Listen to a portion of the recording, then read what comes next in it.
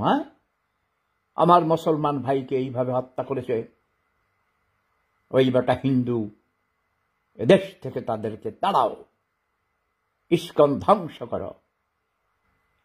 একজন চট্টগ্রামে একজন মুসলমান, তার নাম সাইফুল ইসলাম আলিফ, অ্যাডভোকেট, তার পিছন দিয়ে কলা কেটেছে, তার চোখ তুলে ফেলেছে, ভীষণভাবে তাকে আহত করেছে এবং ঘাড় থেকে মাথা, পিছন থেকে কেটে মাথা আলাদা করে ফেলেছে দেহ থেকে। তো আন্দোলনকে বেগবান করার জন্য লাশের দরকার ছিল তাদের।